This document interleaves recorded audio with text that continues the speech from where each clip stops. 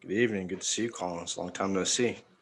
Good to see you guys. Yeah, I feel pumped after all those tunes, man. There's so many of those tunes I haven't heard for ages, and you just really appreciate all of a sudden how good they are. Right, Jay-Z and Linkin Park is just amazing.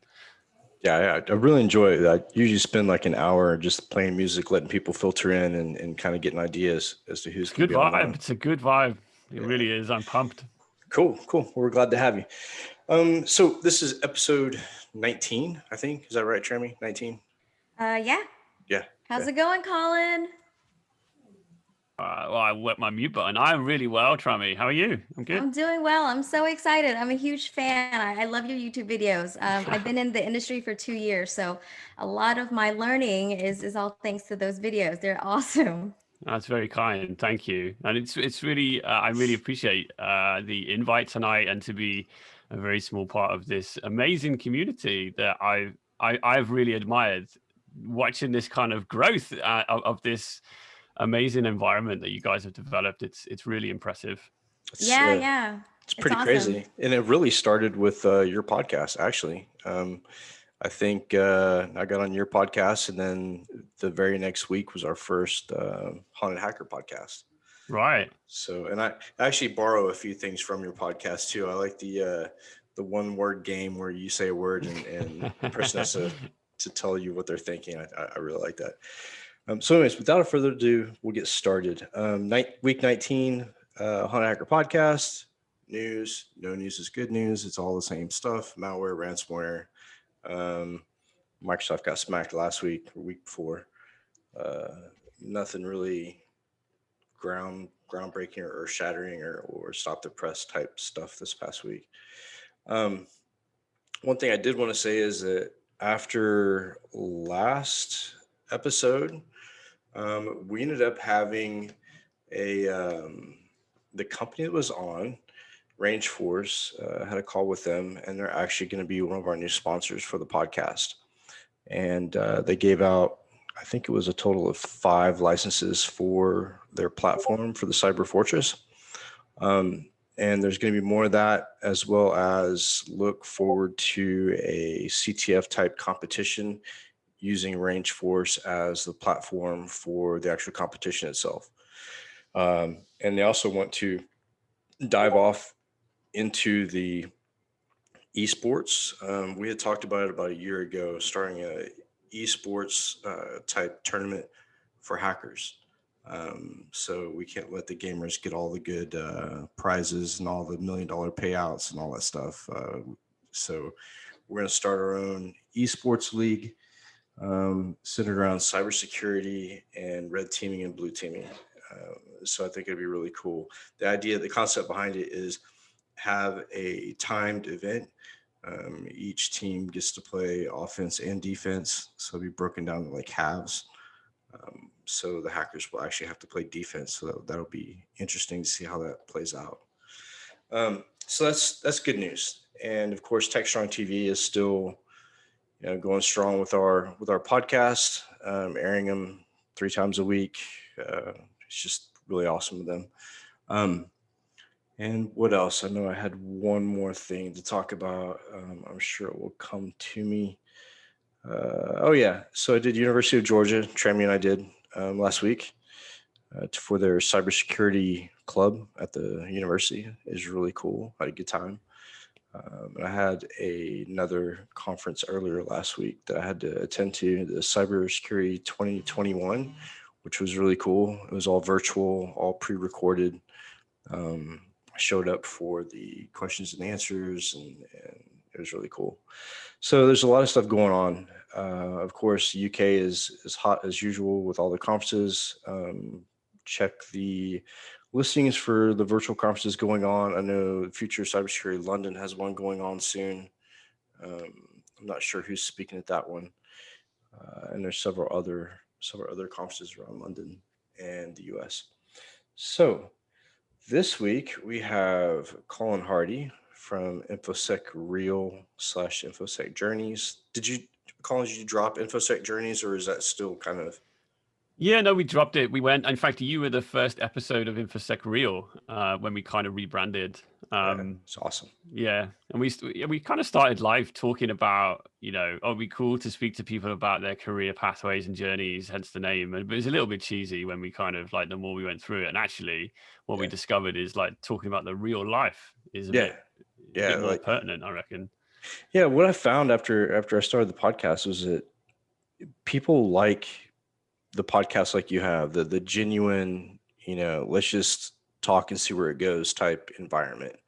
I think people are getting really burned out on the vendor specific podcasts that, they every week they're touting a new product and really it's just a platform to sell a product. Next thing you know, we're going to have certification companies with their own podcasts. At that point, I think I'm going to have to unplug from the grid completely. So, Colin, tell us briefly, introduce yourself, tell us who you are, what you do, the numerous things you do, and we'll start there. Cool. Yeah. Well, again, thank you for having me. I'm Colin Hardy. I go by the online moniker of Cyber CDH. And I guess I've been working in InfoSec for best part of the last decade or so. I know at least one of your other previous interviewees on this podcast, aka Steve Watts, who I used to work with Steve, and so he's my kind of beard idol, amongst other things. You mentioned that in one of your podcasts about his beard, so he's a true fan. And he's well, I mean, his profile picture is giving it away, but he's hiding his true look, right? Because it's probably even more impressive than the profile picture we see on the screen at the moment. But yeah, so Steve really gave me my first kind of big break, if you like, into the world of InfoSec directly. I used to be involved in kind of e-crime, e-fraud, all that kind of stuff beforehand. But yeah, at a certain financial institution, Steve and I collided and worked together for a number of years. And I kind of fell in love with malware and malware incident response and reverse engineering and all that kind of good stuff. And in that environment, it's just a complete pressure cooker, where you have an amazing opportunity to learn super quickly about the industry and the threats and the bad guys and the good guys and everything in between, and financial challenges of businesses to combat these threats and all the rest of it. And yeah, lately I work for an internet service provider here in the UK, and have done for a few years now, where I'm very privileged to lead an exceptional team of people who work 24/7 to protect the internet for about 5 million customers here in the UK. And outside of that, as you have alluded to, I have been running a YouTube channel for the best part of the last 3 years or so, which is because I have this love of malware. I don't get to reverse engineer malware every day in my job anymore, but that's my little outlet where I can go and flex my technical brain and share it with the wider world. And I guess as part of my own personal selfish development, I find it cool to speak to people and learn about people in the industry. Hence the reason why Ashley and I started the InfoSec Real podcast, which is opened my eyes to the industry no end. And I found out so many cool things from so many awesome people, including your good self, Mike, on 2 occasions now. And I'm really pleased that you did take the time to speak to us, because it was one of my most favorite episodes. Most crazy episodes, but my most favorite as well. So yeah, I guess that's me in a nutshell. That's what I like about your podcast. I love the conversation because it's casual, and I feel like you guys keep it really real and authentic, and it's nice. I don't get the sense that you've got this professional filter on, so it's nice to kind of like see you guys outside of work and kind of see what your life is like and how security plays a part of that. Yeah. I'm glad that comes across, and it's funny actually because most of the time it's actually in work time, but we just kind of. Oh my gosh! So this is like my 3rd time co-hosting. So I actually watch your videos and like watch the way you co-host, and I'm always saying, gosh, he's so natural. Colin's just killing it. I'm like trying to pick up tips on how to be a better co-host. So, well, that's insane. But yes. Very kind of you to say. But no, that's very kind of you. Yeah, that's true. I mean, yeah, the podcast is really cool, and a lot of people don't know, but I think me, Colin, and Steve actually have a common denominator between the three of us, as far as professional career goes. Uh, so that was really interesting. We found that out when I was on a podcast with Colin, and then later on, I found out that Steve was also part of that alumni, which is really crazy. Um, And so I'm anyways, finding out more and more that this industry is so small. it's very It's small. crazy. It's very small. Yeah. And then when you combine, not just this industry, but then you combine like law enforcement, which is another small industry and small circle. It just, yeah, it's really crazy how closely connected we all are. I don't even think it's 6 degrees anymore. It's probably more like 2 or 3. So you are in charge of a security team and running a podcast, and of course dealing with the pandemic and working from home and all that good stuff. What does your day to day look like running a security team from the house? It's a great question, and my working day has definitely changed since COVID, right? But what I will say is certainly my current employer, less so our common denominator, but my current employer was always super flexible about where and when people worked, Right. and so the office where I work is probably near enough a 2-hour drive away for me. So 4 hour commute round trip. So it wasn't really that appealing for me to go in every single day. And so I would interface with my team 2 or 3 days a week, and then 2 or 3 days a week we'd be at home anyway before COVID. And then COVID came along, and of course everybody is now working remotely in our organization pretty much. And so the whole of my team is remote, but weirdly we work a lot closer together because, like many of us in the industry, we all quite like being sat at our desks on our own with our headphones on. But we can chat more on Teams or on Slack. We can jump on a call and just quickly talk about an issue. We don't have to, if we want to go to the bathroom, there's not a queue, all that kind of stuff. I guess the only kind of pain is I've got to go and make my own lunch every day, but I can deal with that if I'm honest with you. So I guess my working day really, I one of the key things I wanted to make sure early post COVID was that my team stay connected.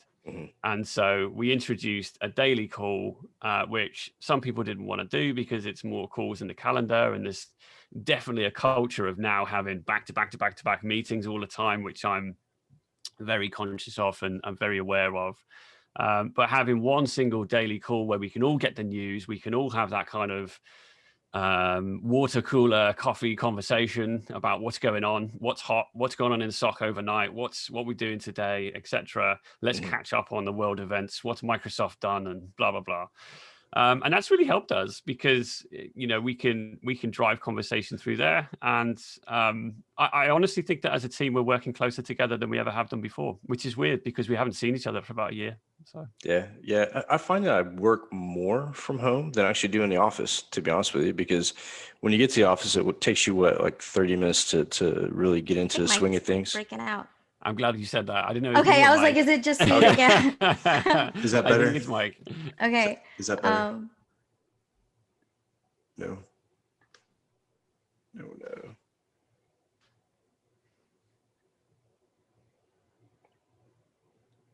All right. Is that better? I think yeah. Do you might want to repeat that question? Yeah.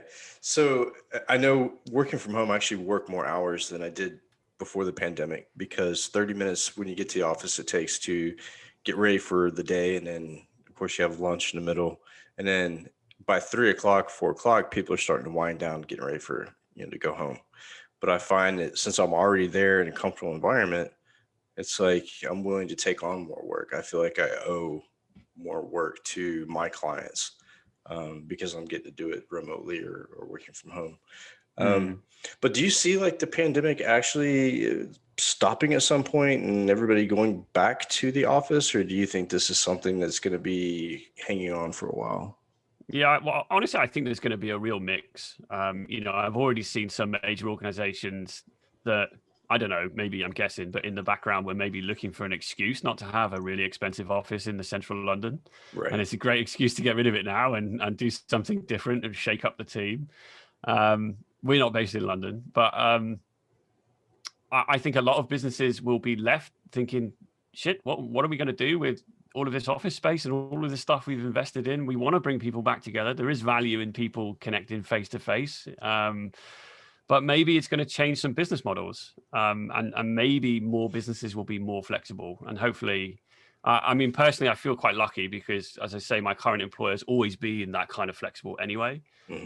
So I don't feel me personally there'll be much change, but I think other organizations will adapt a bit more.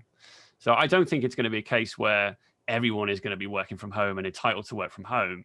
But interestingly, what I do think there will be more of is more of a kind of, certainly where I am, more of a European jobs market. Whereas me in the UK on this little tiny island would be looking for jobs in my time zone. Well, now all of a sudden, I might look broader. I might look onto the continent, into Italy, Paris, wherever, and think, an hour or two either side of my day doesn't really affect me too much. So all of a sudden, if I can work remotely, there's a bigger jobs market out there.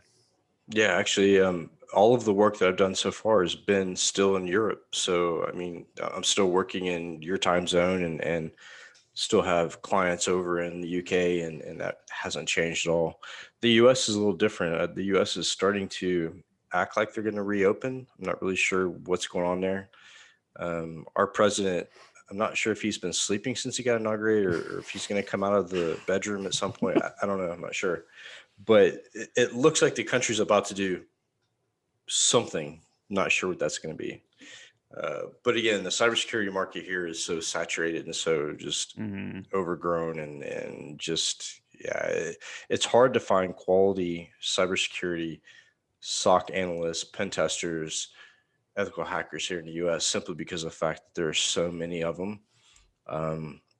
Which brings me to the next question is certifications. I know that you and I have talked certifications a couple times, but not so much on this podcast. This week, I've had 2 emails, 2 contacts on LinkedIn that blindly connected with me and sent me a message that was probably about 10 paragraphs long about all of the certifications that they can offer and which one do I want.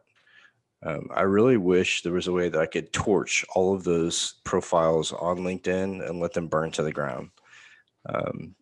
Because the whole certification process is just, I don't know if you saw today, the CompTIA is actually lowering their price to $30 for the course for a lifetime.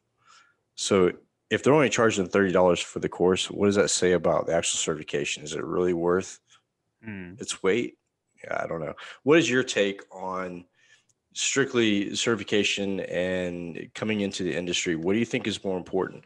The actual ability to learn, the actual, I guess, character or personality, are they easy to get along with and work with?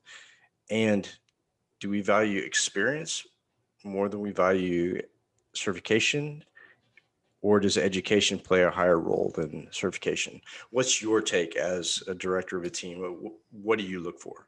No, it's a great question. I feel like I've experienced both kind of sides of the fence here, where I was working for somebody or working for an organization rather, and working for an individual that was directing that team that I could not progress in. Even though I'd broken into the team, I'd made a name for myself, I could not progress because I didn't have particular certification that was only available if you were like in the police forces or in the military, that kind of thing. It was just impossible for me to go and get that kind of certification. Versus, again, I'll embarrass him a little bit more. When I had an interview with Steve to break into the role within the financial sector, I had no certifications. I had no hands-on business experience. But what I did have was a home lab and a load of enthusiasm and a load of people I followed on Twitter that I really, really admired, and I could regurgitate their information.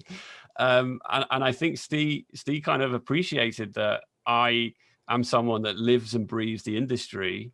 And I want to soak it up, and I can learn so fast from people and pick someone apart really quickly to understand what I think is interesting. And I'm so grateful to Steve because he gave me that shot, right? So, and that was, I'll be honest to say, that was a role which realistically should have been someone with a bit more experience than I had at the time. But thankfully I was given that runway to come and make a difference, or come and show what difference I can make rather. So for me, I've taken that forward. I've taken that experience forward for my team and say, I recruited somebody in the malware space to come and be my malware expert and reverse engineer malware and intrusions and exploits and all the rest of it. But they didn't have the SANS qualification. They didn't have the relevant experience, what have you. I feel like I can teach anyone how to reverse engineer malware if they've got the mindset of wanting to learn how to do it. But I definitely recruit for that mindset. And I'll be honest and say quite openly that mindset means that as a hiring manager, you can attract people at what's the phrase to use, but less than market rates, put it that way, because you're not having to recruit somebody who's you're effectively paying for the certifications that they've already got.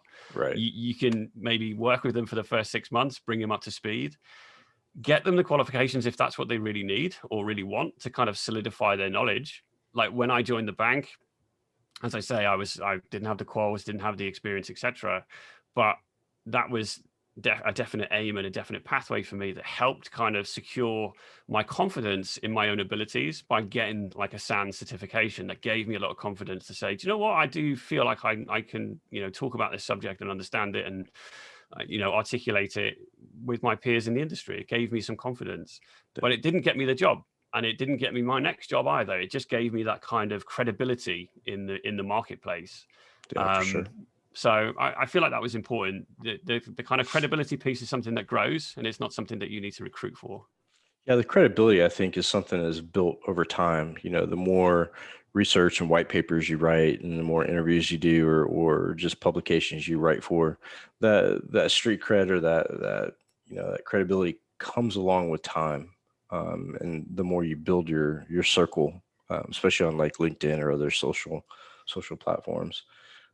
What I found really interesting, and this so far I've not had anybody dispute this or want to debate it so far, but this idea that we have a skills shortage, I think is totally false. I wish that they would stop saying that. What I'm seeing is people are being hired for the job openings are for middle, like medium or advanced, cybersec people, right? And what that's telling me is that when those people in the middle move up, they're not promoting from within. They're not bringing those SOC analysts into the second tier or even to, middle management. They're leaving them right behind, the monitors. And I have a theory for that, but they're not opening up the entry level. And so they create this false, I guess, gap that they keep talking about that doesn't exist. And it's their excuse to only hire medium management or medium level techs. So my theory behind why SOCs do it, and we had this problem with the government, was the fact that once you get people on that schedule, because the SOC is 24/7, they would much rather leave people in those rotations that are already in those rotations than having to break somebody else in. But again, I think that's doing a detriment to, the entire industry, because working in a SOC, you've got to be flexible, right? You have to understand it's 24/7 functionality for most people. And when it goes 24/7, there may be times when you have to work overnight, or, there's times as a director, I get woken up at 3 o'clock in the morning and going to work from 4 o'clock in the morning until 5 o'clock in the afternoon. I mean, it's just part of the game. So what is your thought, Colin, about the skills gap and the way the industry is actually hiring and looking at potential candidates? Well, I couldn't agree more with you, Mike. I'll be honest with you. I think I don't think there's a skill shortage. I think we're asking probably for the wrong skills. And I think when I look back over the past maybe 5-6 years of my career, where my roles and responsibilities have definitely advanced, that probably the two most important skills that I have, well, I put to good use every day, communication skills and relationship management skills. Mm-hmm. So first off, building relationships with key stakeholders in the business, finding out what is going on in the business, how the kind of security strategy aligns with what is going on with the wider initiatives that are, in the business and where the money is being spent. Mm-hmm. And then also being able to communicate, right? So when the shit hits the fan and we've got an incident going on, that I know who to communicate to through those stakeholder relationships, but I can communicate the right message to the right people. And that being able to translate, right? We got, being able to translate this kind of Microsoft Exchange vulnerability, SSRF with a arbitrary file write, all that bullshit. Mm-hmm. What does my CTO want to know about? And what does the CEO want to know about? And the reality is that my CISO wants 5 bullet points, the CTO wants 3 bullet points, the CEO wants 1 bullet point. Tell me what the problem is in a tweet.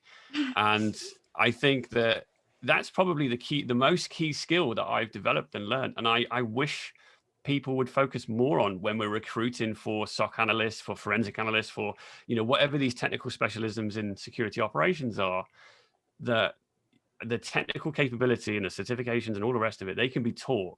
Mm-hmm. But if someone's a great communicator, can build relationships and can, and also develop people around them. There's a phrase which I'm sure Steve's familiar with from our time together, is that a rising tide floats all boats. That if you start lifting yourself, you're going to lift the other people around you. And it's an organic process that people just feed off that kind of growth. So yeah, that's really what I recruit for personally. But I think in the industry where we're just so focused on very specific skills, very specific experience, when actually we should zoom out a little bit, change our language, and widen the net a little bit as well. Exactly. And it really frustrates me when I look at a job requirement and it's like they throw everything they can into that job requirement. And that they're only paying like a fraction of what they should pay. And you're like, wait a minute, there's like a laundry list of qualifications. You want me to know like 10 different languages and do this and do that, but you're only paying like 20K. I mean, that's a problem. Same thing with like the certifications that they want. I remember when I started my company in London, Cryptasec, and our first potential client had a phone call with them. It was a law office and they wanted a lot of work done. And the guy asked me, he says, are you Crest certified? I said, well, let me put it to you this way. You're my very first client over here in the UK. Where am I going to come up with 6,000 pounds to get a Crest certification if you're my first client? So it goes back to, the wagon before the horse and whatnot. A lot of those companies want those certifications, but as someone fresh into the industry, you don't have that money to drop into a cert or a boot camp. And I think that's why it's paramount that communities like this exist, so that we can share knowledge, so they can gain at least some sort of knowledge to walk in and feel comfortable taking, at least a CEH or something like that. But yeah, there's just industry hurdles, I think, as a whole. I totally agree. Yeah. I think there's a lot of change that needs to be made just within our industry. So SolarWinds. If you guys could make one change, what would it be? If you could change one thing about the industry. Wow, what a question that is. If I could change one thing about the industry, honestly, I would be more transparent about, maybe this is not just this industry, but maybe the ones I've experienced working in. I would be more transparent about salary and about expectations in the roles. I think, and the reason why I say that is because maybe because it's a topical conversation at the moment for me, but I think that there's so much money to be made in cybersecurity. It's enormous, but the range is that we have so many people, SOC analysts, and you kind of alluded to at the moment, right? We were looking for super skilled people with a lot of experience, but pay them next to nothing. And there's 80% of the market there. And there's this other 20% that there is this kind of pathway that people can develop to and really change their lives. But we're not transparent enough as how that works just in business. Certainly in the UK, it's very cloak and dagger as to who gets paid what, where, and how, and all the rest of it. And I'd love to open that pathway up. And I see there's companies in the US especially, and maybe like these kind of fintechs or these new technology businesses that literally will publish for the world to see a Google spreadsheet of everyone's salary and bonus and things like that. And I think it's really empowering for people to see what is possible, what they can do to get to the next level, and what it might look like for them. And if they just invested in this bit of time and energy here, then it could mean this for them over here as well. So that's probably something I'd focus on. Yeah, that's really good. Yeah, for sure. I think the one thing What I would about you, change, Mike? What would you change? I think the one thing that I would change in the industry, it would probably be the way that we treat newcomers coming in. I think that as far as a company that I would work for would be a company that would assign a mentor your first day, to kind of give you the ins and outs, not only of the company, but the operations. There's so many times where I've seen people get hired and basically just dumped off at a desk and said, okay, shadow this person and you go live tomorrow. And that's just, they're treated like employees and not like people. And I think that breeds insider threat and other issues to pop up. And I'd like to see more imposter syndrome as well. Yeah, for sure. Absolutely. 100%. And I think another thing too, that kind of drags people down is when they do join a company and they go in for the interview, and the interview is technical. They have like 5 or 6 people firing questions at them, like, from all different angles. And it's one person, they're expected to know all these different, functions and operations, which I think is ridiculous.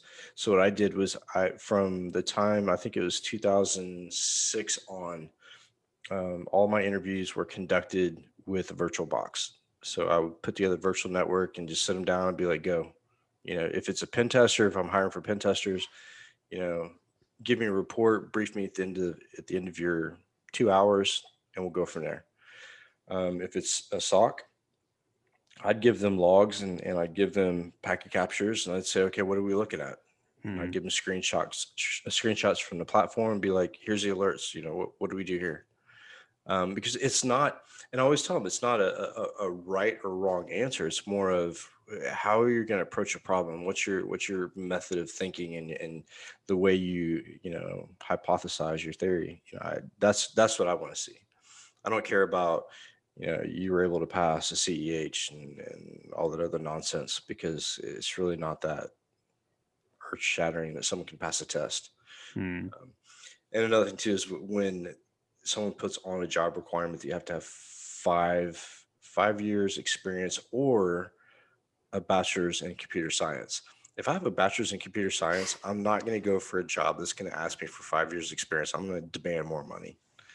But it just little things with the industry that needs to be fixed and reviewed. And I think that another initiative too is women in cybersecurity. Everybody touts that they do their part. Everybody says, oh, I'm an advocate for women in cybersecurity. But then when you ask them, how many women have you hired in the past 6 months? You'd be surprised the answers that come through. So I listened to an interesting panel a little while ago about how to, maybe encourage is probably the wrong word to use, but how can we kind of open the doors more to women in InfoSec as a career choice? I think once women are in InfoSec, like they have, certainly from my experience, unbelievably successful careers, and some of the most technical people I know are female. That they just blow my mind. The level of capability that some people have, not because they're female, but just so happens to be that they're exceptional at what they do. But I think the discussion was around the language and the phraseology that is used in job descriptions. And a lot of the words that we kind of use within cybersecurity are very masculine words. We talk about penetration testing. It couldn't be any more masculine word than penetration, right? Stuff like that, and threats and things. It all sounds really masculine. When really we could change that language. But then the flip side to that is that there, are some people that would argue, well, why soften language for the sake of the opposite sex? Right. Because then are you kind of like playing to the fact that women may not understand this kind of language and stuff, and then you got a real head fuck then, because you're like, well, I think there's a difference we can make there with the language we use, but we don't have to go to the extreme of dumbing stuff down. But I do think we can soften stuff and make it more, approachable is probably the word. When people see all of these technical words, it's a little bit scary. Yeah, male or like female. you guys have no idea how embarrassed I get when I tell my friends, like what I do, because I'm on the offensive side of security. So we do penetration testing like all day, So it's so embarrassing because I tell my friends about it, and of course, like my girlfriends, they're not as technical, and their mind goes the other direction, and it's just it's like so embarrassing. I'm like, guys, you don't want to know how many times I see penetration tests a day. Yeah. Like it's like a keyword that we have to use for our SEO. So I'm like, I use penetration testing a lot. But it sounds like so bad coming from a female. So yeah, strange, if I could change one thing, I would love to change like another term for penetration testing, like call it hacking, Yeah, red teaming or Red whatever. teaming. Yeah. And you look at like it's fun. I mean, obviously, given the recent situation with Microsoft and the research that Orange Sai and his team at DevCore were doing, if you look at the people that work at DevCore, the red team is there, predominantly female. They're fucking exceptional. Yeah. And I talked about that on, I think it was the last podcast, about how you have to have that yin and the yang, right? So I think that as men, we think a different way when it comes to cybersecurity and when it comes to threats coming at us at the moment. And I think females look at it a different way. But in order to have a really effective team, you have to have a balance of both. It can't be one-sided. It can't be a bunch of guys ready to pull the trigger when, maybe we need to take a step back and look at the problem and address it a different way. I know, especially in the SOC, when the IDSs back in the day started looking like slot machines, people started freaking out. But we had a female on staff, and she's like, hey, just let's take a step back, let it spin. It's going to spin, and we'll figure out where we're going from here. But she was that voice of reason, like, hey, I know the testosterone's getting out of hand, so just back away from the monitor and let's take a look at this as a team. And I watched that whole scenario play out, and I thought, there's a real value in having a really mixed team. I thought before having a SOC, it was most important to have guys that I knew from the military and functionality that they had in the military would equate to roles on the SOC team. And that's how we'd run our ship, was basically like a military unit. But that doesn't always work that way. Military units make bad decisions based on short reaction times. So you have to have that logic and that softer side. And I don't mean softer side in a bad way. I mean softer side as in they don't look at the hard facts. They look at the whole picture. And a lot of pen testers, a lot of SOC analysts don't have that capability. So I really value that. So looking at SolarWinds over the past, 2 months or so, I know we talked about SolarWinds on your podcast, and then I did one with H4unt3d. So where do you think this is going? I mean, we've talked about this and theorized on it, but any change? Well, I don't think it's a new risk, put it that way. Right. I think, these attacks have been going on under the radar for years, and they will do for years. What I think has probably changed, or certainly what I saw in my immediate landscape change, was that the CTOs of the world, all of a sudden, they got it. They got what third-party risk is all about, right? And Right. It wasn't some kind of weird and wonderful thing that may happen to NotPetya and Maersk and WannaCry and all the rest of it. It could genuinely happen in any organization around the world, and Right. most probably it would have been ours. So I think that really kind of put third-party risk on the map, and like vendor security and things like that.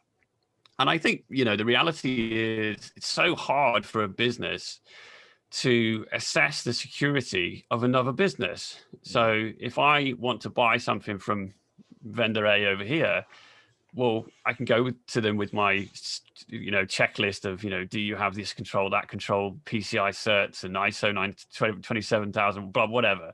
Right. But that's not going to tell you, has your environment been backdoored? Am I going to pull an update that's going to compromise my entire network? Unless you reverse engineer every single DLL yourself, which is just impossible. Right. So the risk is real. And I think really what it kind of put on the map going forward is that there's more to what we have to consider with security maturity. It's not all about just, a bit of phishing training and some perimeter controls. All of a sudden, it's the people and the technology that's on the inside of a business that are our threats, as well as all of the other stuff on the outside as well. And right. What can we do to really, not necessarily prevent, because it's almost impossible, but what can we do to mitigate and minimize? And that's really kind of refocus some of the strategy going forward. So hopefully what will change is there'll be a little bit more investment in that area, and a bit more play for people to go and solve those problems, when previously it's kind of a hard risk to articulate. But now there's something tangible that people can refer to and say, listen, this is very real. This can and will and has happened. Yeah, and they really should open up and publicize more the job role of supply chain auditor. I know at the bank we had supply chain auditing that went on 24/7. And since SolarWinds, I've always been curious as to if, the financial institution that we all worked at, if it was affected by SolarWinds. I'm just kind of curious, I'd be amazed if it wasn't. Right. So yeah, like looking at that, I think that we've only seen the tip of the iceberg of the effects of SolarWinds. I think that it's going to be years. We're going to get new pieces of the equation coming in. I mean, just the fact that it appears that there were so many disparate threat actors involved here, different adversaries with different motivations, different capabilities. This is just one example, right? SolarWinds is just one piece of software that we just happen to know about because there was a bit of noise made at FireEye. Yeah, and it was the attack was so not complex, which is scary. The attack was so simple, and the fact that it went down and so many companies were affected by it is really sad, because we're also talking about this occurring in a time frame of AI and machine learning being buzzwords. Those buzzwords didn't seem to help a whole lot during SolarWinds. Yeah, zero trust. Well, right. There's the next one, right? Exactly. What was interesting was I forget the exact figures, but it was like SolarWinds have got 300,000 customers and only 18,000 were impacted. So there's a big chunk there that don't patch. Well, I probably know most of those companies too.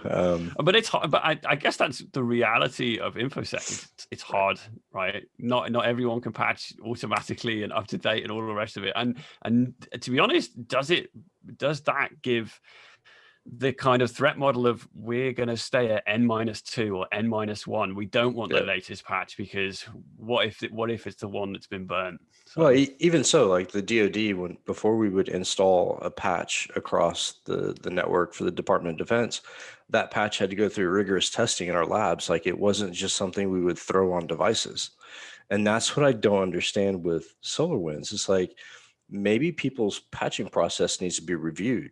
Let's take a look at the patch and patch validity and test the patch in a lab environment before we go accepting it into, in most cases, a client network, right? So SolarWinds on a lot of oil and gas maintained, looked at uptime, looked at latency of customers' equipment for service providers. And that's critical infrastructure. And I can tell you from my experience in oil and gas that, so basically any service provider, if you ask them if they patch 100% of their devices, the answer is going to be no. Take AT&T, for example. For them to patch every device they have on Patch Tuesday for any and all vulnerabilities, it would take the network down. So they put those into a scheduling. They do it through a maintenance window, and sometimes acceptable risk comes into play. People who don't know patching and are new to the industry, basically the patches are put out, critical, of course you should always like take a look at that. And there's a time frame usually for most people it's like less than 30 days. But then you have a thing called acceptable risk, and that plays a part with pen testing as well as patching, as well as anything security related in most enterprise networks.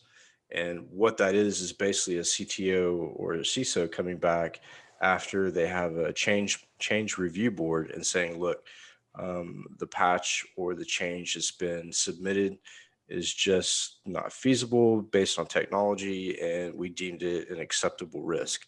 And that basically says they're willing to take the responsibility of anything that might happen as opposed to installing that patch. Yeah, I think it would be amazing to be in a position where who would it be? Maybe like the DHS or CISA or something in the US, and then like the NCSC here in the UK. Mhm. If you're running a piece of software that has root access around your network effectively, that Mhm. is installed in critical national infrastructure organizations, that they verify the patches before you get them. Yeah. Because ultimately they're the ones that are trying to protect critical national infrastructure. That, I mean, that's so far away, but that would be amazing. Well, we have a group here like that. It's they don't actually test pack like updates or patches, but it's the FBI InfraGard. And so they have leaders from the different industries that come in, like financial, critical infrastructure, stuff like that. They come into these meetings with the FBI and Secret Service, and they talk about potential threats that the U.S. is facing as far as cyber stuff goes. But again, like, not to slam the FBI for stuff they've done, but if they see a backdoor in your network, they're more probable of accessing that backdoor and just monitoring your company rather than telling you there's a problem. And that goes back to your thought on transparency. Like I think as a civilization, we've gone so far away from transparency. And what's funny is a fight for privacy. And I talked about this not too long ago, is that some people really freak out about privacy, but then go home and get on some of the most vulnerable apps. So it's like, where do you win? But the FBI and the government is definitely not here to help anybody in the US as far as like cybersecurity goes. And I'm not really sure exactly what the InfraGard does. I've been to a couple of their meetings, and it was just a guy getting up talking about his company and what they can provide. It's more like a vendor meeting. It wasn't anything really specific. So I mean, the reality is the risk is in the hands of the people that buy the software, and it's like, Yeah. well, it's not a great threat model to have, right? You've got to, so as everyone always says, right, you've got to assume breach. So Yeah. It's a responsibility thing too, accountability and responsibility, right? So look at gaming networks and how often kids get approached on gaming networks and harassed or approached or groomed. At what point does the gaming industry take a little bit more responsibility and say, hey, look, we got to find a better way to authenticate these people? Same thing with the US, and the government. At what point do they say, okay, this is our critical infrastructure. We lose this shit, we're gone. At what point do they step up and force people to be more accountable and have a better process in place? So it's just one of those double-edged swords. It's Well, going to they're cost slow. money, and traditionally, cybersecurity is zero ROI, no return on investment. And from the time that I started in security, the biggest thing I've always heard is we have no budget for that. And it's like, well, you can cut security out of your budget right now, but when we get breached, Do they have a budget for a breach? yeah, no, it'll dictate your budget. So, Yeah. So as a leader of a SOC, Colin, what keeps you up at night right now, currently? What is on your mind that keeps you up that you most worry about? I think asset management, I think, is always key, right? So we can protect what we know about in the organization. But the stuff that, we're in a very, I mean, certainly my organization is a hybrid of, cloud and on-premise. And so we know an awful lot about what's on-premise. We know a lot about what's in the cloud, but I think the reality is we don't know everything. There's teams of people in these large enterprises that do stuff that is, they're not trying to, evade controls and all the rest of it. It just happens in business that you don't necessarily see everything. And certainly developer environments and things like that. So I worry that we feel like we go to sleep at night and think, yeah, do you know what? All the controls are switched on, everything is green, happy days. But then, you see something on the internet and you think, shit, where did that come from? I didn't know about that server, or I never knew that I ran SolarWinds or Exchange on premise or whatever until today. So I guess that's a constant kind of buzz in my brain to make sure that we're always looking, and we never trust in the information in its entirety, and we're always looking to expand on what we know already. So how do you solve that as a SOC director? How do you solve that asset management missing piece of the puzzle equation? Because I know that's pretty prevalent with every group that has any kind of engineers or developers. Yeah, totally. I think I've definitely not solved the problem, but one way that I attack it is, I guess, going back to what those kind of two key skills I said earlier about is stakeholder management and communication skills. So having good relationships with people who run and direct those environments means that I regularly talk to them. And I can pick up on stuff in conversation. Mm-hmm. Like, oh, hang on, you mentioned this domain, or you mentioned this new AD forest, or you mentioned this whatever, that I can then go off and start asking some more questions about. Yeah. But if I'm in a SOC in a closed environment, literally most SOCs are isolated, environments from the rest of the business, then that doesn't work. And so I think one of the key skills I learned from my current CISO really is to open the doors, to go and speak to people, have these regular touch points with people I don't really have anything to do with on a day-to-day basis around the business. Like, I don't know, marketing or procurement or whatever. Yeah. But you just pick up on these nuggets of information, and it's not a robust way of dealing with the problem, but I think that's one of the better ways. At least if you find something, if you smell something and you want to just find out more, you've got those contact points where you can go and explore it. Yeah, one of the things I did at oil and gas was, like, Fridays I go buy like a couple dozen donuts, put it in the break room. But every day when I come into work, we had a SOC that was carded so that only the SOC could get in, and the NOC operators, and it was closed off to the rest of the company. But I'd show up early and just make my rounds through the company on the floor and talk with the different department heads and people I knew within different groups, just to, first of all, to be nice, but second of all, trying to get kind of a tone as to what was going on within those groups, because everything they do affects what we did in security, whether it be accounts payable is not happy with management. You have a potential insider risk over there, just being friends with these people and get to know them personally and understanding their problems within their own little groups within the company actually makes security so much easier. Because then not only do they not fear security, but they look at you as somebody they can talk to. And as soon as there's a problem, first thing they come do is knock on that glass, that fishbowl, come help. And I had no problem doing it because, the more that I interacted with those groups, the more I found out about breaches, the more I found about potential like suspicious files or whatever. But usually, go ahead. Sorry, I was going to say, I found as well that when I speak to these areas of the business, they absolutely love security. Like, it's cops and robbers stuff, right? It's stuff out of a movie. You start talking about SolarWinds hack and like Russians invaded, attacking environments and stuff like that. It's literally like Ocean's 11, and people love it. And presented in the right way, you can really build some meaningful relationships by kind of presenting this data, and then people naturally then come to you and say, "Oh, hey, that was amazing. Let me tell you about this shit that we've got going on in our part of the business." You find out so much more. So.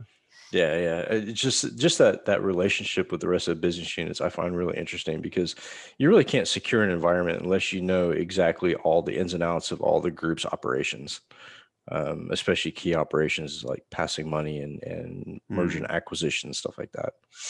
Colin, what are some like key metrics that you and your team kind of measure that you kind of have to report up to the C-suite? Yeah, good question. I guess that a lot of I see a lot of metrics around, and our systems and tools are capable of generating so many different kinds of metrics. And a lot of people look at like mean time to respond, mean time to recover and contain, and things like that. And if I'm honest, I don't really focus that much on that kind of level of detail. Personally, I'm interested in the trends as to what type of incident we're seeing. And that drives a lot of different questions. And a big change that we've seen over the past kind of 12, 18 months or so has been a big shift in the kind of events we're seeing around data privacy. And so, we get attacked, we get malware attacks, we get DDoSes, we get vulnerability exploits, we get all that kind of good stuff. But really, the key for us has been we've certainly seen an uptick in the amount of data privacy events that have happened, not necessarily serious incidents or anything like that, but just occurrences. And we can map that, and we can start like digging into the detail around, where's that coming from, or certain teams being, lax with certain controls or whatever it may be. And so I find a lot of value in kind of looking at that kind of trend data. What the way we kind of structure things in my organization is we have this the kind of filter we go through. We have this daily conversation, as I kind of mentioned earlier, and we literally talk about talking about all the open tickets, what's going on and who's doing what, etc. And then that maps out to like weekly, where I give a summary to my CISO, and still know this terminology because we coined it together. But I have an email I send to my CISO every Thursday, and it's called 5x5. And what it means is there's 5 bullet points that are going to take him no more than 5 minutes to read. Exactly. So, and I think that's probably a military thing, right? I don't know. Yeah.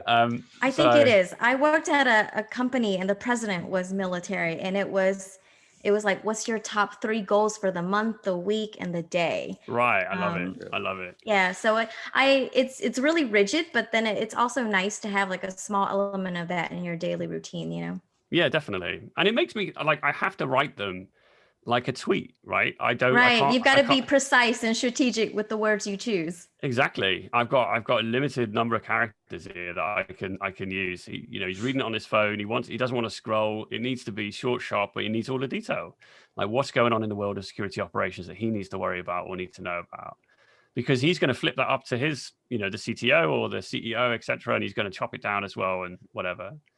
And then broader than that, we have like a monthly security committee where we have other stakeholders from around the business, from finance, from legal, from privacy, etc., all on this call together, and we talk about those metrics. We talk about the key incidents. We talk about key threat intelligence. And certainly for my business, we are threat intelligence driven. Cool. Where we really put intelligence, and we value intelligence at the forefront of our threat model. What are the bad guys up to? Strategic intel, tactical intel, day-to-day stuff as well. Is there any of that you can share? I'm so curious. Like, what all do you know about your adversaries, and like, are there like different organized groups? What is that threat landscape like? Broad. A circus.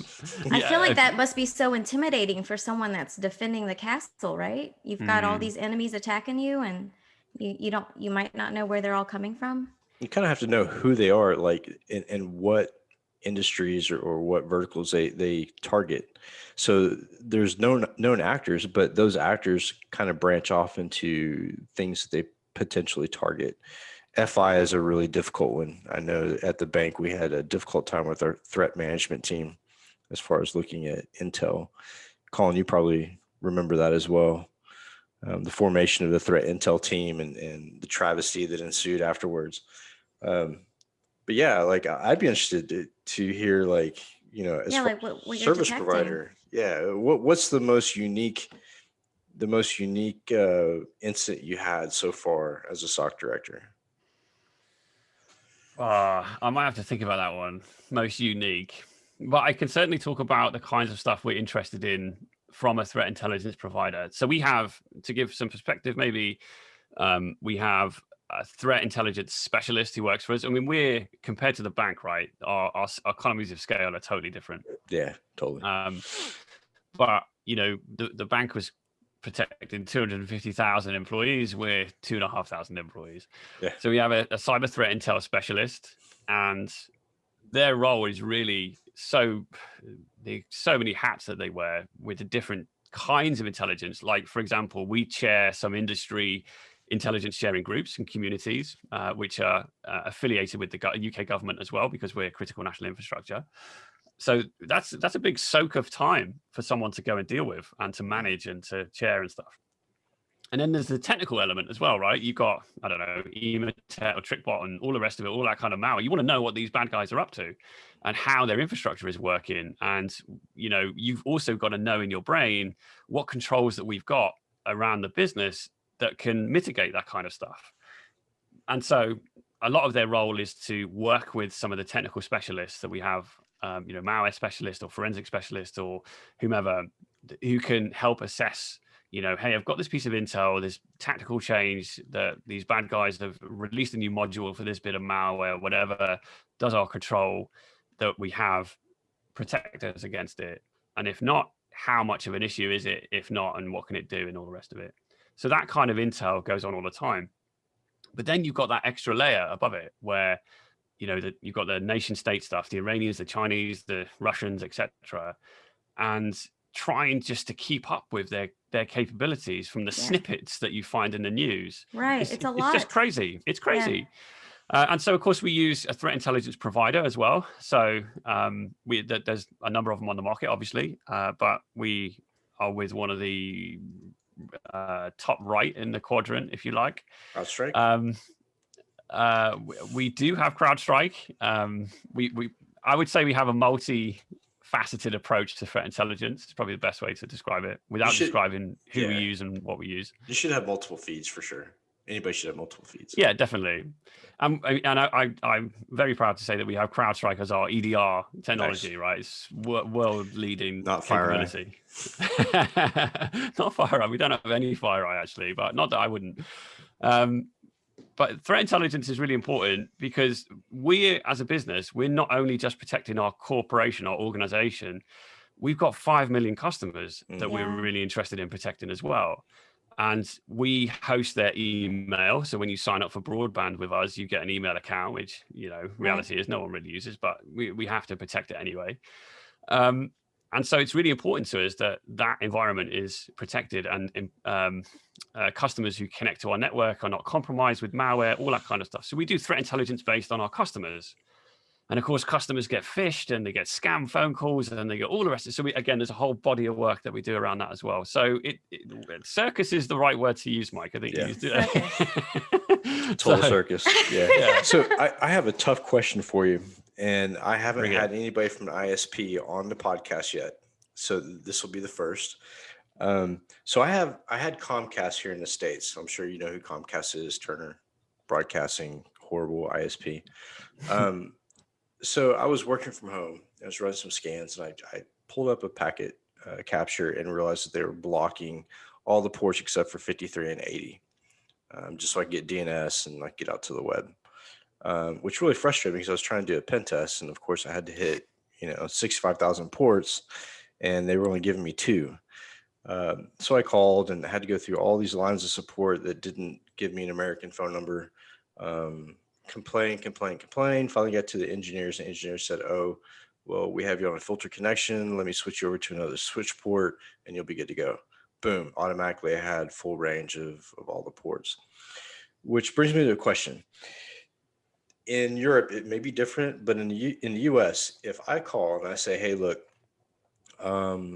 my system at home is being attacked," the carte blanche, I guess, response from ISPs here is, "We're not responsible for your security. We're responsible for your connection and the consistency of that connection and speed." So they basically backed out of any kind of, we provide security for our customers. Now, how is that different from your service provider? Do you guys actually like get involved with stuff like that? Like, potential cases with clients that, may or may not be attacked, or, how do you guys handle calls like that when someone says, "Hey, look, I don't think I'm being protected by ISP name X, whatever"? It's a great question, and there's definitely been a shift in the landscape here in the UK over the past couple of years in how ISPs view their accountability, I think, with customers. I think the older mindset really was that, right? We provide a connection and that's it, we walk away. And unfortunately, that doesn't really help your reputation as a business if bad things happen to customers that even aren't your fault as a business, right? Just being connected to the internet, using a certain provider, and you visit a phishing website or whatever, then someone's going to say, oh Christ, well, I was on Talk and this happened and blah blah blah, whatever. And there's definitely a kind of reputational risk there that you want to help customers, because we recognize that there is a UK or certainly a global problem with threats of that nature. So we certainly as a business focus a lot on customer security. And in fact, we've got a dedicated customer security lead head of who just looks at like all of the products that we can give to our customers, not necessarily paid products or commercial, but just products and services that customers can use to protect themselves whilst they're on our network. And certainly a lot of that is around DNS. So, you know, how can we make sure that we're blocking known malicious infrastructure without impacting genuine services? Because as we all know, right, we can have a phishing page on Google Docs, and we're not going to block Google. Right. So how can we make sure that we block the stuff that we know about that's not going to impact the wider customer base? How can we also prevent criminal activity within our network? So, you know, you've got the hosting and sharing of child sexual abuse material on the internet. And if there's, how can we identify that and eradicate it from our internet service provider? And so we partner with government-sponsored agencies to take feeds of information, again, to protect our customers against that side of things as well. But I think, and I think largely now in the UK that like that kind of service exists within the operator space. But then there's a layer above that that we really want to see more proactivity around stopping scam phone calls and stopping phishing. You know, the Indian call center that rings you pretending to be Microsoft just happens all the time. And unfortunately, you know, if that's on a phone number or an internet connection that is associated to your network and somebody loses their life savings, it's a horror story that we are so helpless to fight against. And so actually what we're kind of spearheading in our organization is we're working closely with an industry body which is pulling together the banks and the telcos together. So we're now sharing data between each other, because I think the banks are great at sharing data between banks and ISPs are great at sharing data between themselves. And we're now starting to do that together.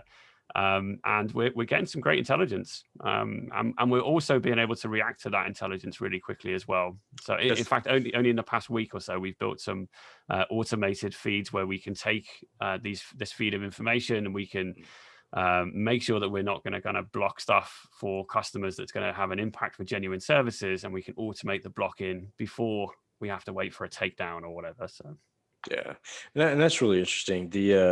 When I worked for Verizon, we had the same problem, but I think the problem here in the States as far as intel sharing is probably 100 times worse than Europe or the UK. Nobody trusts anybody here. We don't even trust our own government. We send people to climb walls and smash windows at the Capitol when there's inauguration. I mean, we just don't trust anybody. So getting people to trust somebody to pass along information or intelligence. During 9/11, that was like the biggest intelligence failure in the history of the US. And when they did the root cause analysis kind of exercise on it, they realized that the main intelligence agencies across the US did not communicate at all. Same thing with the FBI. When I dealt with a couple compromises, the fact that if it wasn't over a certain amount of money, then the FBI wouldn't touch it. But if it was over a certain amount of money, then the Secret Service had to take it, and they didn't communicate with each other. But that's just the culture here. You know, it's hide and be hidden until recognized in the U.S., which I think is really bad. But there's a lot of things in the UK that are very far advanced as opposed to what it's like in the US, like the cyber prevent program for the kids, amazing. The Matrix Challenge, amazing. Here, show me one thing that the government's done to help kids get into cybersecurity. They talk so surprised by that. Yeah, and they talk about it's the future, and you know, let's start Space Force, and spa war, all that good stuff. But the initiative for the kids is just, it's just not there. And I don't know if that's because of lack of interest or the lack of technological know-how on the federal level. So 2006, in a documentary, I raised a lot of hell about cyber law, which UK seems to have, again, under control, but the US doesn't do such a great job at. So the breaches that you're seeing at the ISP you work for, let's say they come back to the US, the way that we indict, the way we charge, unless you're a red state, you're not going to be on the top five most wanted list of the FBI. It's going to be Russia and China. Um, so really, how is that helping the threatscape of the internet? It's really not.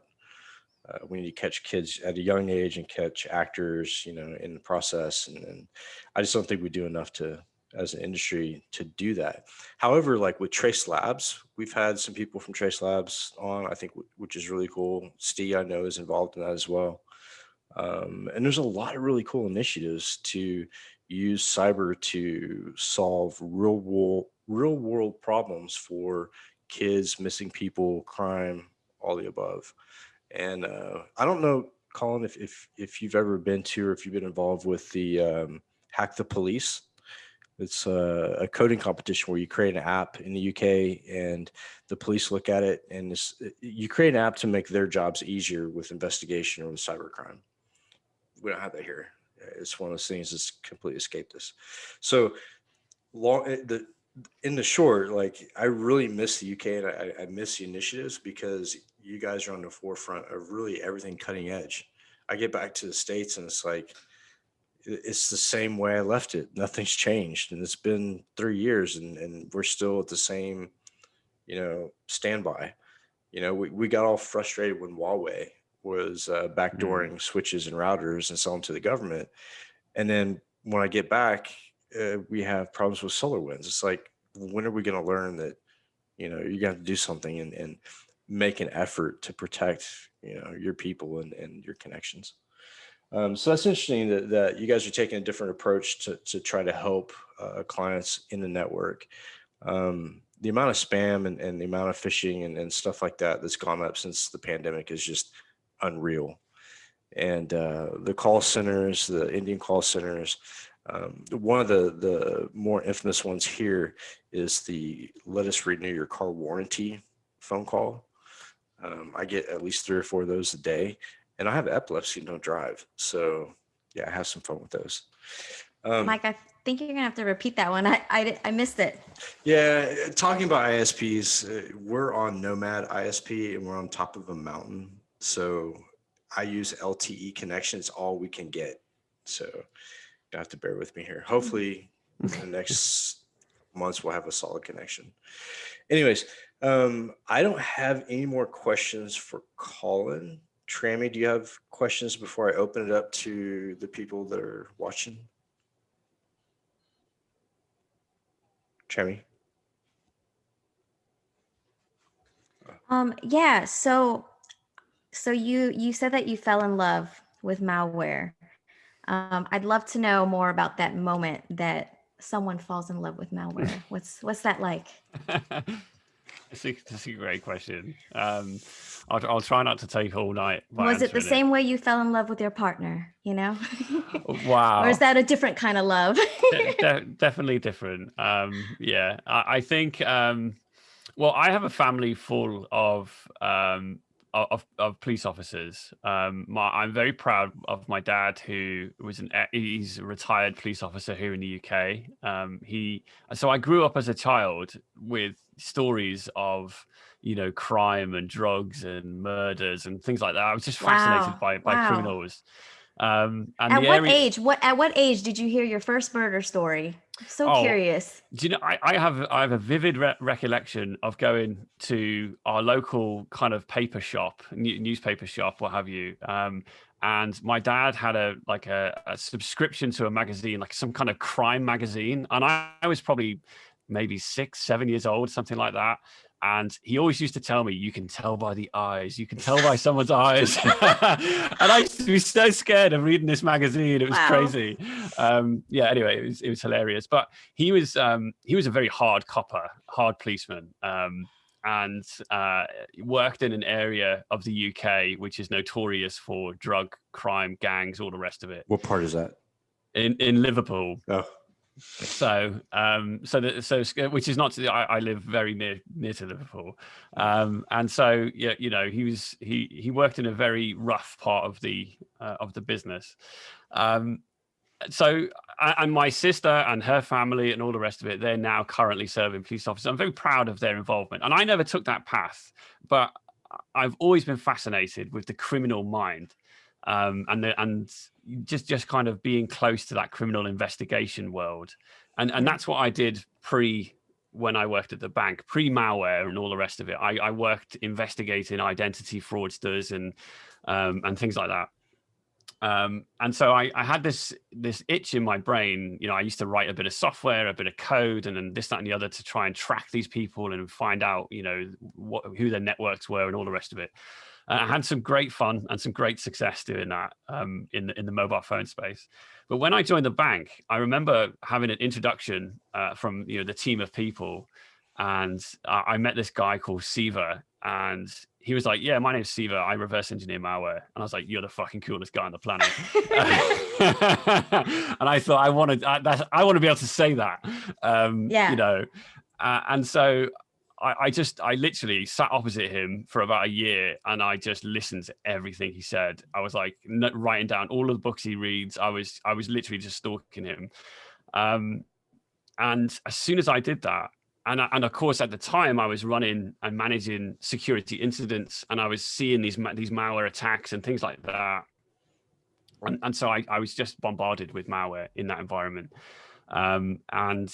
It just really struck every chord for me. I could flex my coding technical skills to get underneath the hood of all of this obfuscation and all of these attacks that were designed to make it difficult for me to analyze. That really turned me on. That just made me want to just peel it back more. Yeah. And in being able to look at attribution and threat intelligence and to get closer to the bad guys and to see what they're all about, what their intentions are, well, again, that's just that criminal investigative itch. So that's when I fell in love with nice. Yeah. I feel like I can kind of relate, because it was like watching these dark mysteries documentaries and crime series is kind of what got me interested into cybersecurity. And then when I got into cybersecurity, it's like, oh, now I have people that I can actually ask and like, hey, here's what I saw in the show and the movies. Like, is this true? So yeah, that's awesome. I love seeing that moment that you find something that kind of sparks and lights up your interest. Yeah. Also, and then it reminds me of kind of like the Unabomber, right? So when you look at like the letters the Unabomber would leave, like, deciphering the code within the letters of the journal. So when you're reversing malware, you're kind of getting that much closer to the actual perpetrator, and you actually feel like you have a relationship with this person, reading all their little signatures. I think it's really cool. I've always admired people who did like reverse engineering of malware. I think the only piece that I really got into was Impact back in the day. And that was the first piece of malware that I sandboxed and like reversed. But there's a certain, like you said, there's a certain drive to get into the brains of the people who are writing the malware, I think. Yeah, absolutely. I love malware that tries to prevent your analysis. I just love it. Yeah. And when I was at the bank, there was a particular piece of a particular kind of variant strain of malware, whatever you want to call it, called Banload. And it's a Portuguese banking Trojan. And so it would only target people in like Brazil or Latin America. And it was written in like Delphi or Java or whatever. It was so hard to analyze, and it was so aware of its environment that it would only infect somebody in a victim in the middle of Brazil or something like that, whatever, in a certain environment with certain software running and blah, blah, blah. And even the same as like one of my favorite attacks, right, I think was and thankfully we didn't see this, but when I was at the bank, the Bangladesh bank heist happened. Yeah. And that was one of my most favorite kind of situations or incidents in the global threat landscape, was seeing that unfold. And ultimately, and in fact, I was showing this on another podcast the other day. Actually, I've got the indictment here, which is from which I just found it so fascinating to read through all of the stuff from the FBI that's come out now. That's my kind of bedtime reading. But that piece of malware itself, how it compromised the banking infrastructure, the SWIFT payment system, and how it tidied up after itself, and the encrypted resources it had, and all the rest of it. And I've got the malware, and it's fascinating to pick it apart. So cool. There's just it's one of those environments in the industry that is a gift that keeps giving, right? You never crack it. You never work out. The bad guys are always doing something else, and it's a cat and mouse game that I just love. So how many times have you deployed Nepenthes or Dynea? Dynea I like. Yeah, I've definitely that takes me back. Dynea, I haven't deployed a honeypot like that for a little while, I'll be honest with you, but yeah, it's a good one.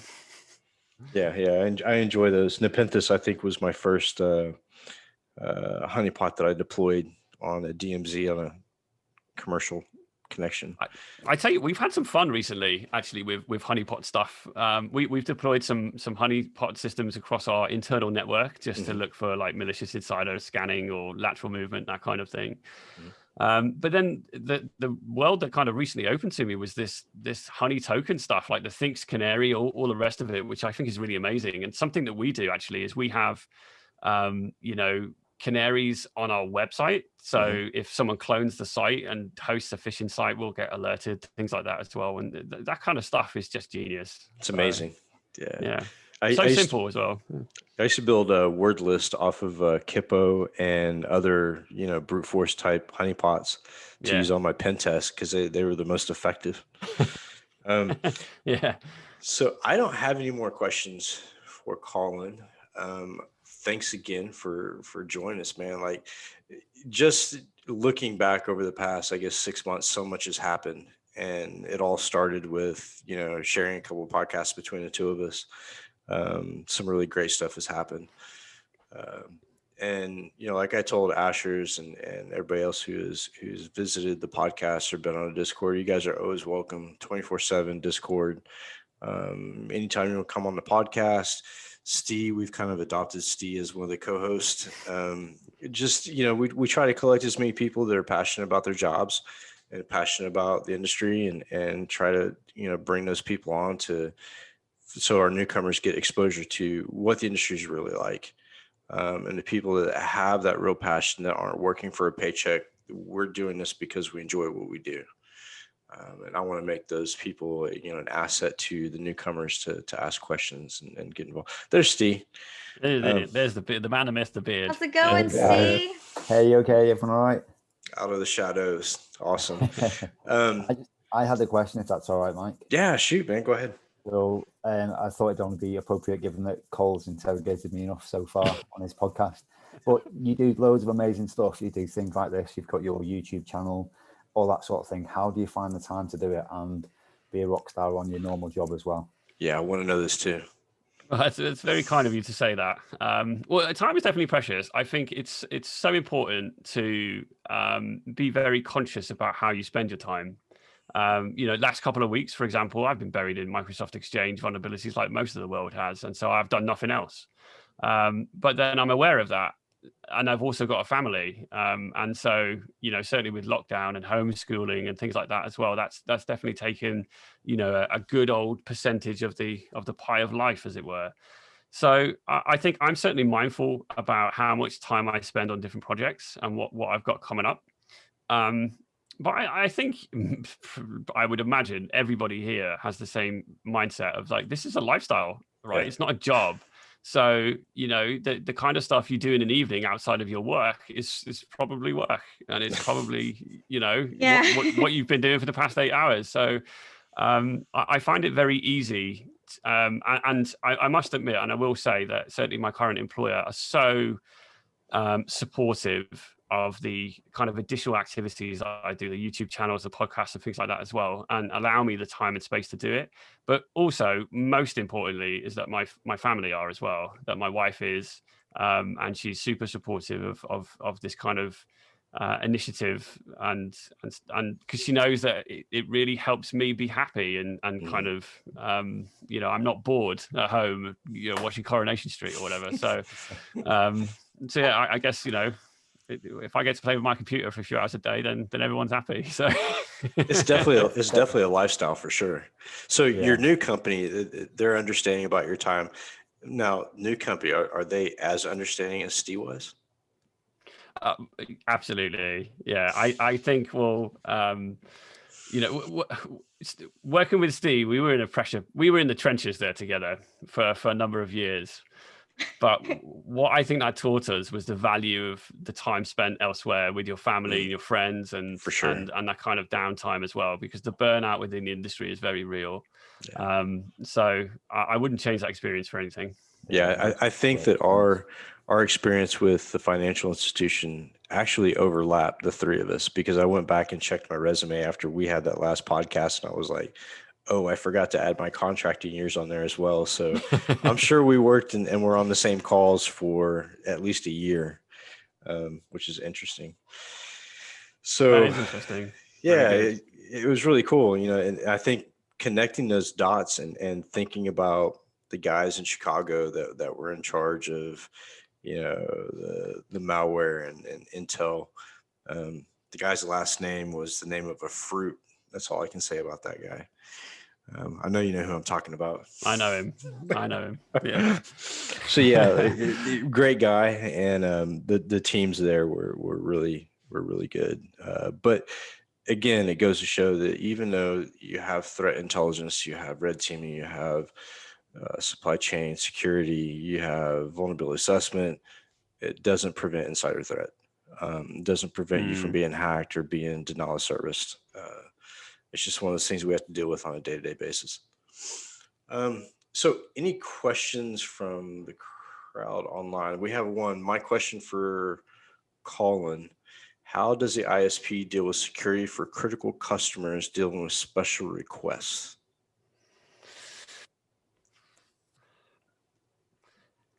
Money? It's a great question. Yeah, I think what kind of requests do we think we're talking about here?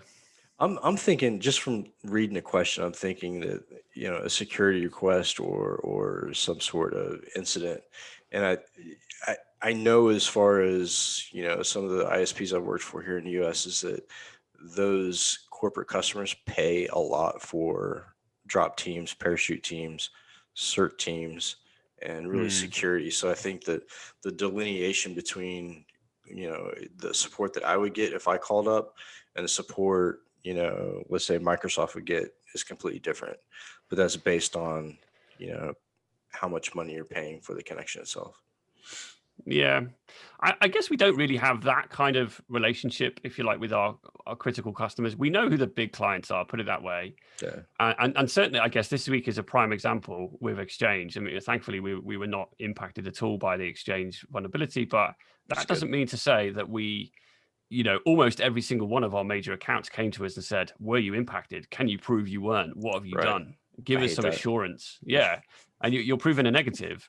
But there is what's nice is to actually present the strength of your controls. You can say, this is the maturity journey that we've been on. These are the people, the process, the technologies that we have. Here's all of the checks that we've made. We think we're golden, and this is why. So we have an awful lot of that, and that's kind of the stuff that we see. Certainly after SolarWinds, the Exchange stuff, whatever. That's the kind of interactions that we have with our major clients.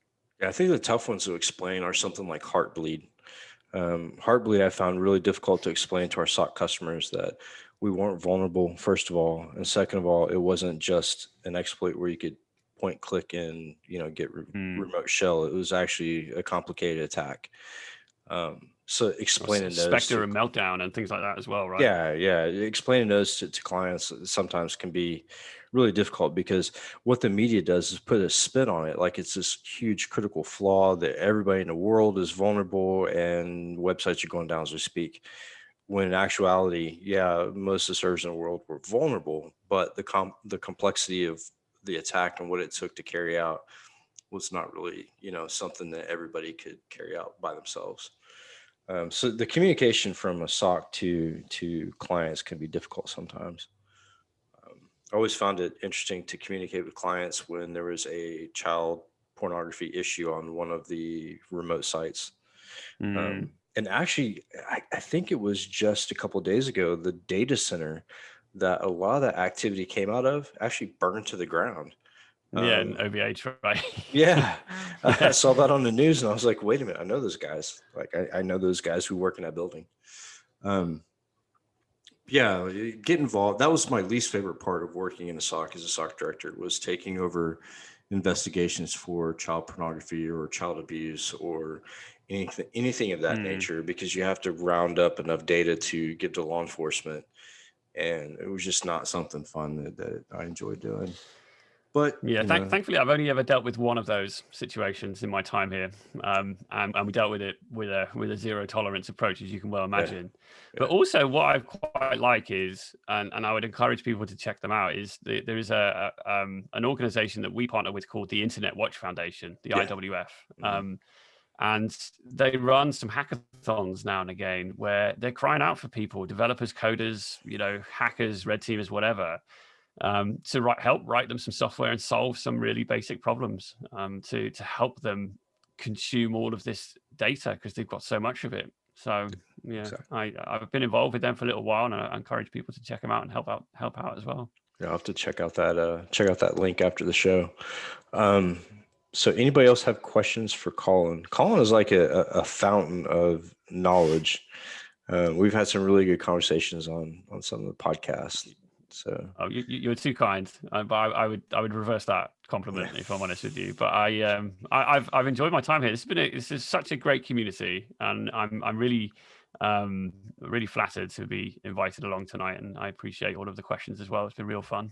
Man, anytime you want to come back, we have a co-host spot waiting for you. I try to bring in everybody that has, a good amount of knowledge and experience, and give them some sort of like co-host or host spot, to where, if someone has a question, they can, go to you guys to find out the answers, or if someone gets hung up, we can direct them in the right direction.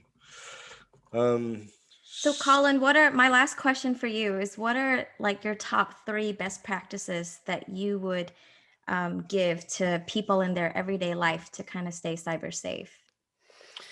Great. Oh, wow. What a question to finish on. That's a real tough one, that, I think. Because I'm going to take what you tell me and implement it. I'm always getting tips from people like, how do I stay cyber safe, Well, I think I would say use a password manager. That's probably a good tip nowadays. Which password manager is probably up for debate, but at least use something, which would be better than nothing.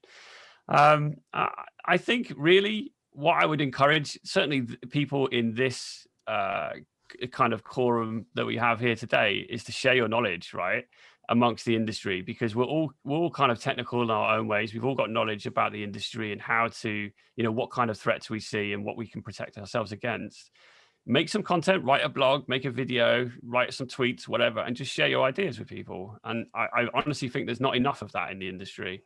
And I personally learned so much from people when they share these ideas, and these comments and questions and stuff like that. So I think that's a huge part of it. And I guess number 3 would just be get involved with as many communities like this as possible, and just soak it all up, because you will personally, you'll learn and develop, but also hopefully as well you'll help others to learn and develop by imparting your knowledge as well. Awesome. Absolutely. Thank you so much. It's been super fun. I've learned so much, and I love the way that you're very articulate with some of your explanations and how you explain things. That's very kind. Thank you very much. I've enjoyed my time. Thank you very, very much indeed. So, thank you, Colin. So the second half of the podcast, I usually do a hacking demo or, some sort of technical demo. But I got up, I guess it was 9 o'clock in the morning earlier this week, and interviewed a guy that is a retired colonel from the IDF, the Israeli Defense Forces. And he was the head of their cyber unit. Colonel Oren Eaton is his last name. He's from Israel. So I spent an hour with him speaking. I'm going to upload the video of me and Colonel Eaton to YouTube, but we can watch that really quick. If you guys want to sit in and continue watching, let me know in the chat if you guys want to watch this video, and I'll go ahead and share it, and we can get into that interview as well. All right. I'm going to go ahead and put it on. Let me get the screen started here. Give me a second. All right. Zoom sharing is so much fun, by the way.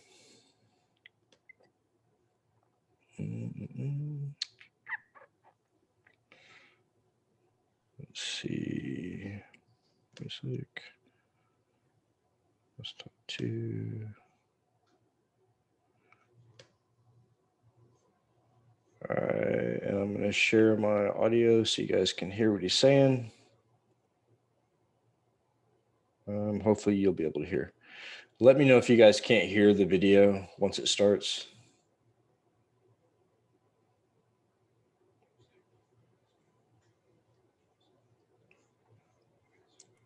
Can everybody hear okay? I don't think we hear it. Okay. All right, let me change the audio.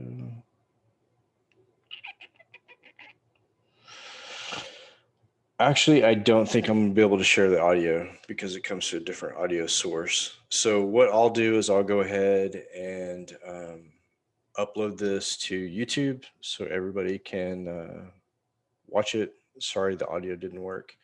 Kind of figured it wouldn't. So I'll just open it up for discussion for the remainder of the podcast, and you guys feel free to ask questions or start a topic. Yeah, and I am on the verge of killing my router. So this router has dropped connection on me at least 3 times this week during conferences. So 3 times today. Yeah.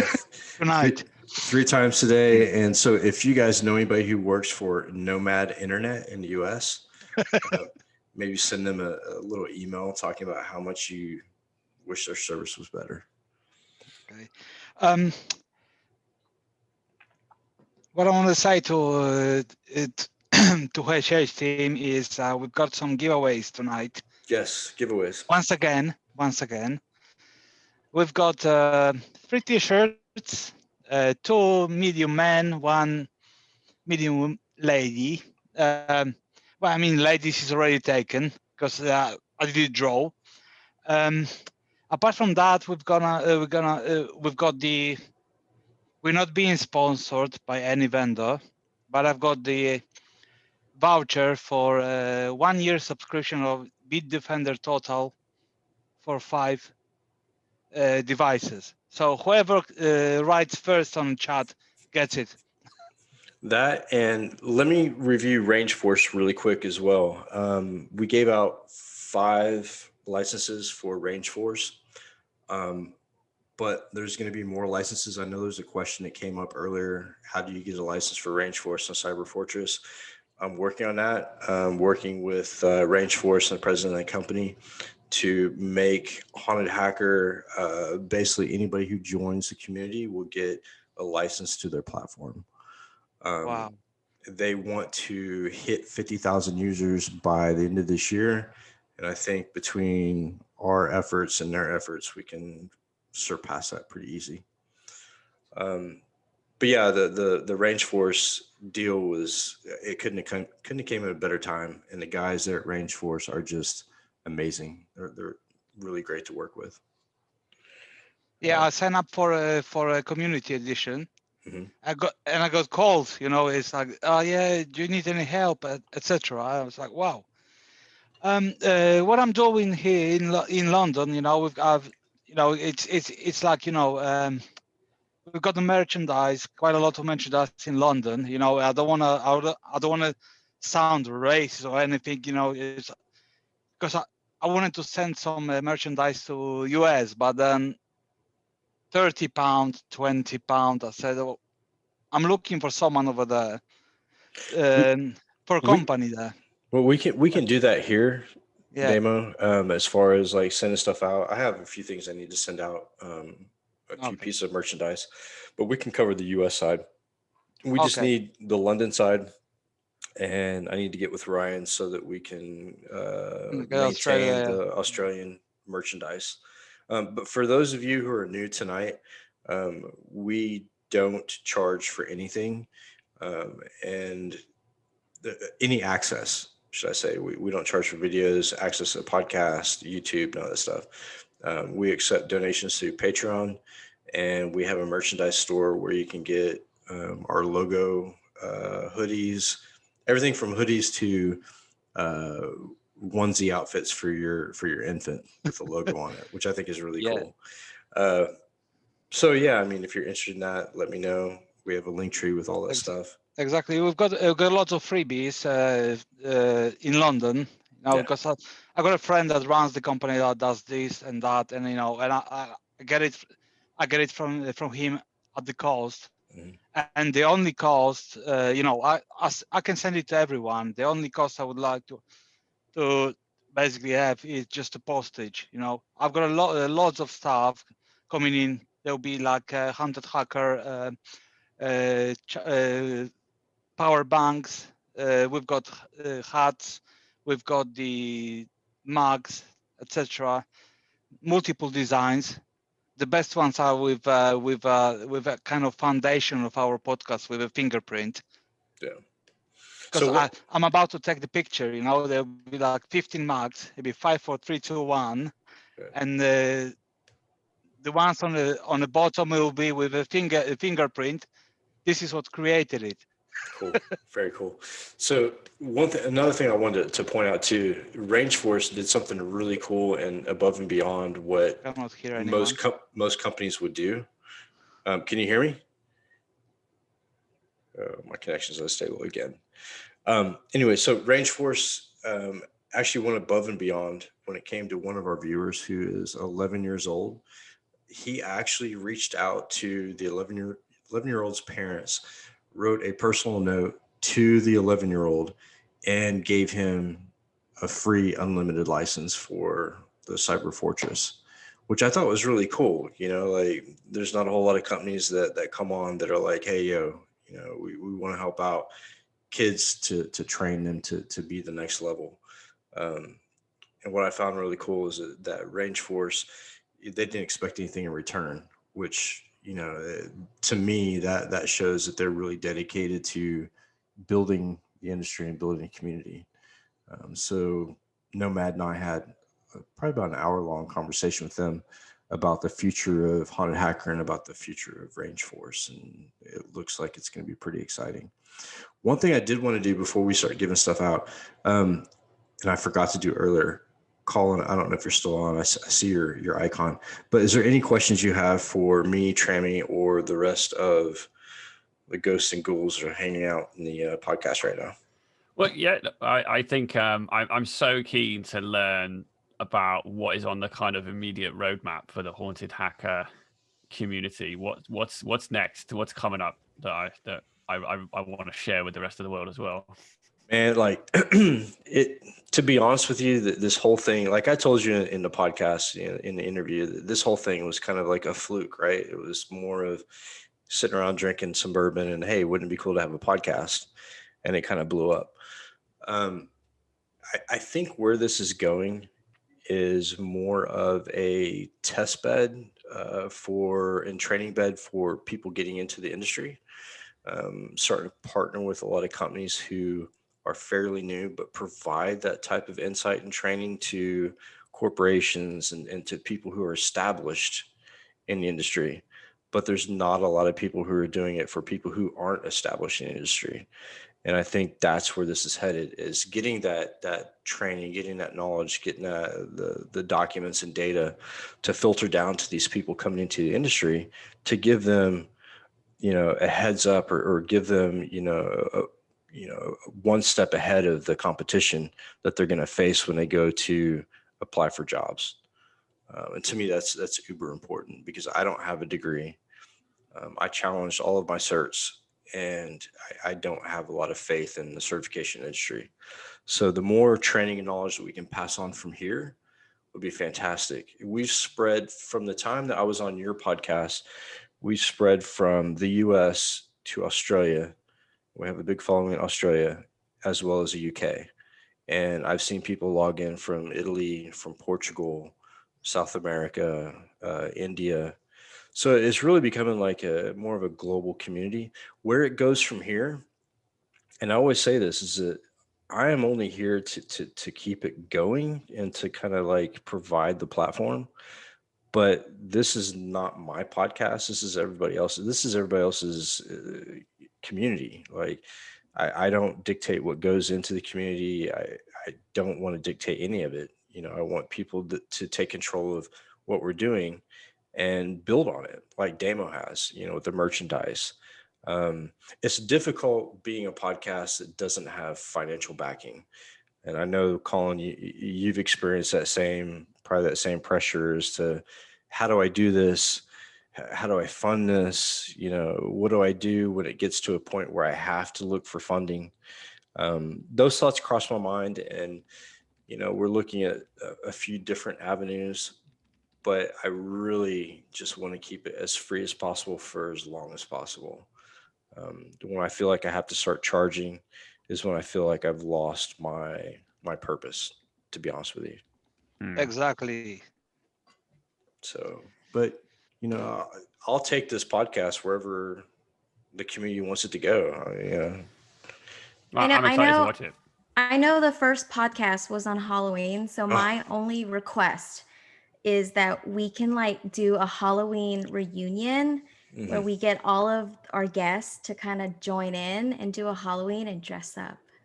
Absolutely. That would be so cool. Actually, that'd be amazing. So that's what because Halloween's my favorite holiday, and Mike said the first podcast was on Halloween. So it was just like, absolutely let's do it this year. Let's do it. I already have a costume. It's so fun. I can't wait. That's actually where the name came from. The Haunted Hacker podcast was the fact that it was coming up. Halloween was coming up, and we were going to launch it on Halloween. Yeah.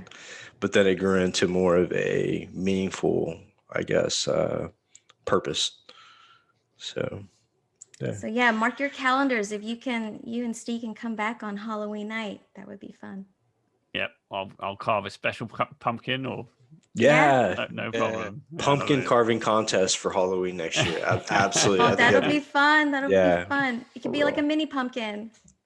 Exactly. Colin, don't forget to give us your postage details so we can send you the H8 gift.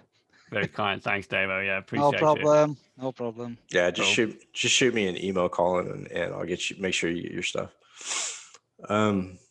So anybody else? We have so many people online with us right now that have been former guests or members. Like Chi's been coming back ever since he got interviewed weeks ago. Lucas, I mean, it amazes me every time I look at how many people we have live as opposed to what we started with. I think we started with I want to say there was 10 or 15 people that were live that night. And I think our podcast maybe got 50 views, and it went from that to hundreds. And I think tonight we have close to 30 people online. So it's really good.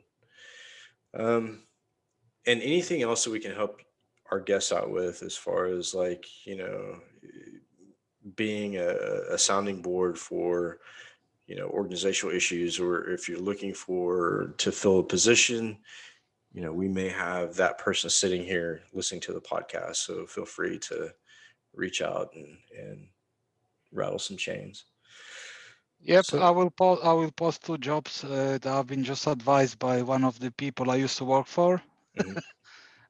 So So Damo, on the Discord, if you want to create it, or if somebody else wants to create a jobs board that we can throw those opportunities up onto, as well as people who want to post their CVs for potential jobs.